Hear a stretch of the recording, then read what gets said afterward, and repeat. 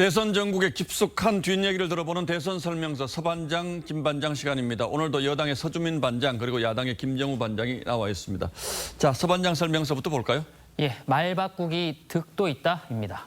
자, 정치인은 신뢰가 생명인데 말을 바꿔서 무슨 이득이 있습니까? 예, 야당은 말 바꾸기라고 비판을 하지만 이재명 후보 측은 이 실용주의에서 나오는 유연성이라고 설명을 합니다. 이 말 바꾸기에도 전략이 있다는 의미로 볼 수도 있겠죠. 방금 전략이라고 하셨는데 그러면 약간 의도적으로 말을 바꾼다 이런 뜻인가요? 예, 그렇습니다. 올해 4월 재보궐선거 참패 뒤에 민주당이 실시한 자체 분석 조사에서 이 후보의 단점으로 꼽힌 것 중 하나가 무섭다라는 이미지였습니다. 너무 강하게 밀어붙여서 오히려 공포심을 일으킨다는 겁니다. 이 후보 역시 그런 것을 잘 알고 있고 그런 점이 중도 확장의 걸림돌이 될 수 있다는 인식을 하고 있는 듯합니다. 한 번 결정하면 안 돌아서 두렵다 또는 무섭다. 저는 나쁜 일을 하지 않습니다. 모두가 공감하는 일을 하죠. 선거 국면이니까 말 바꾸기를 실용주의로 포장할 수는 있겠습니다만 이게 근데 정말로 표 얻는 데 도움이 되긴 합니까?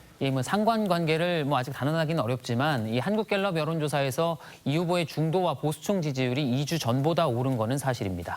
그런데 그 야당에서는 그 이재명 후보가 약간 좀 불리한 이슈를 덮기 위해서 의도적으로 좀 판을 흔드는 거다 이런 주장도 지금 나오고 있거든요. 단적인 예가 전두환 전 대통령도 공과 과가 있다는 발언이었습니다. 이 말을 한 게 지난 11일이었는데 결과적으로 이 하루 전에 터진 유한기 전 본부장 이 사망 이슈를 덮는 효과가 있었습니다. 다만 이 후보 측은 소설 같은 얘기라고 일축했습니다.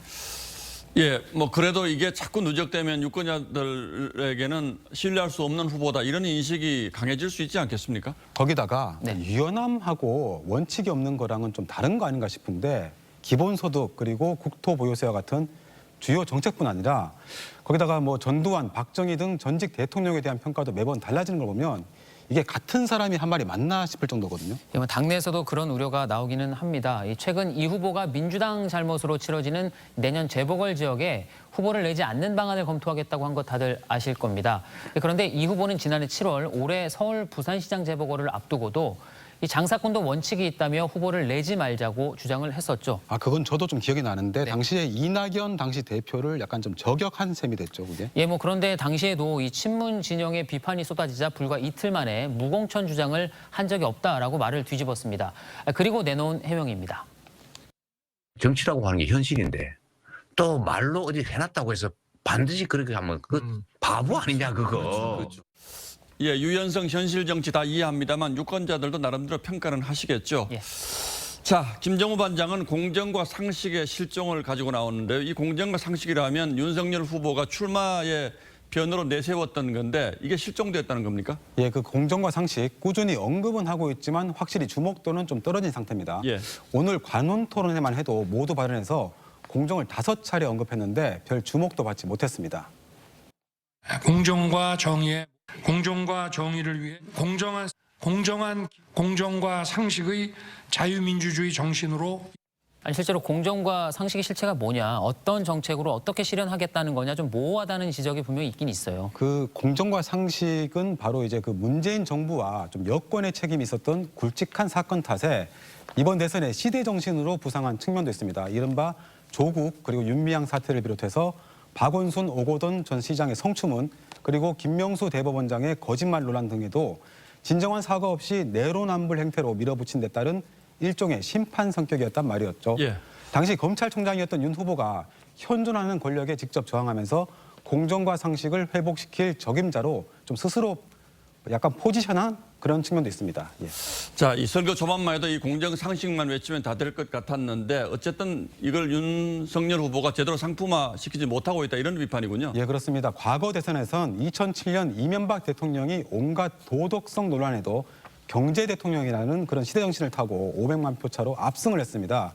모두 좀 다 실현된 건 아니었지만 당시 이명박 후보가 747 공약 그리고 4대강 같은 경제 회생을 위한 구체적인 정책들을 통해서 압도적인 분위기로 대선을 이끌어갔습니다. 이재명 후보가 자신의 말을 쉽게 뒤집는다는 비판을 받을지언정 이슈를 선점하고 또 이 여론의 주목을 받는 상황인 거는 같아요. 맞습니다. 그래서 윤 후보 진영은 앞으로 한 달 정도를 그 승부처로 보고 있습니다. 현재는 빈곤과 양극화 같은 국민의 생존 문제에 초점을 두고 내년 선거 막판에 다시 지지층 결집을 위해서 공정과 상식 카드를 쓰겠다는 구상을 갖고 있습니다.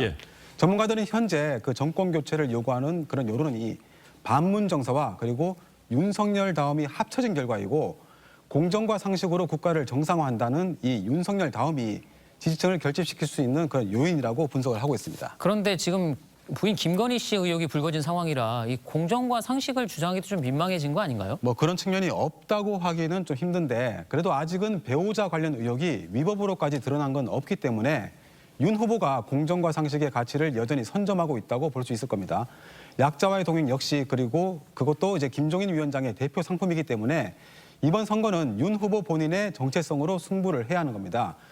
오히려 그 경선 경쟁자였던 홍준표 의원이 사법시험과 대입 정시 부활을 내걸고 상처받았던 청년들의 마음을 보듬었던 걸 좀 참고할 필요가 있어 보이겠습니다. 예, 아직 석 달 가까이 시간이 남았으니까 앞으로 어떤 변수가 이 대선판을 흔들어 놓을지 지금으로서는 사실 예단하기는 어렵죠. 예, 오늘도 두 반장 잘 들었습니다.